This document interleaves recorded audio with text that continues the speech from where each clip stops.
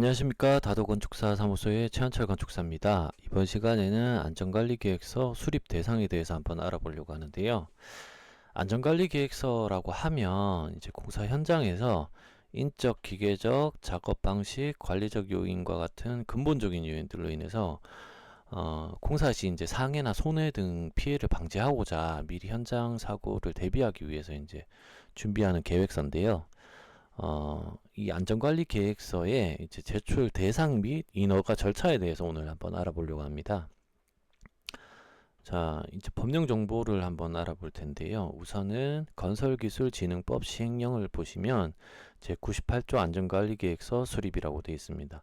내용들이 쭉 있어요. 그리고 뭐 101조 5 소규모 안전관리계획 수립 대상 뭐 이렇게 있고요. 안전관리계획서가 있고, 그 다음에 소규모 건설공사에 대한 안전관리계획서가 또 별도로 있습니다. 그래서 두 가지에 대해서 보시면 되는데, 내용이 많다 보니까 밑에 정리를 좀 해놨어요. 그래서 대상만 먼저 본다 그러면 대상은 안전관리계획서 수립 같은 경우에는 일종시설물, 이종시설물 건설공사인데, 일종은 21층 이상 또는 연면적 5만 제곱미터 이상인 건축물이고, 2종은 16층 이상 또는 연면적 3만 제곱미터 이상인 건축물이라고 보시면 되고요.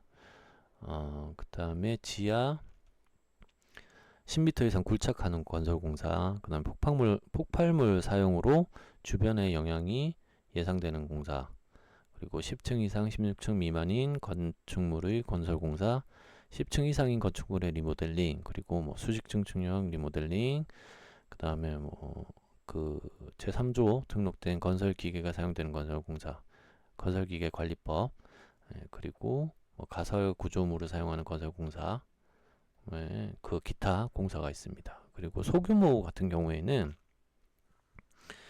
연면적 1000제곱미터 이상인 공동주택이나 1000제곱미터 이상인 1, 2종 근린생활시설, 그 다음에 1000제곱미터 이상인 공장, 1000제곱미터 이상인 창고, 이렇게 돼 있고요.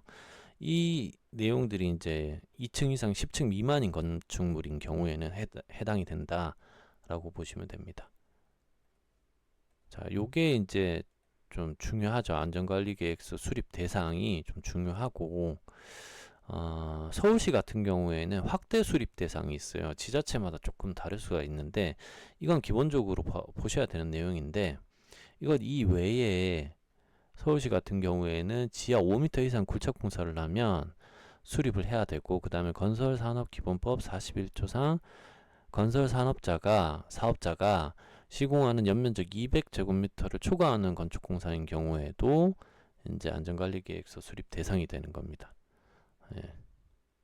그리고 업무 처리 흐름도인데, 1, 2종 시설물 공사 같은 경우에는 이제 시공사, 인허가 기관 및 발주처, CSI, 국토교통부죠. 이렇게 되고, 그다음에 그 1, 2종 시설물 건설공사 외에는 안전진단 전문 기관이 이제 별도로 개입이 돼요.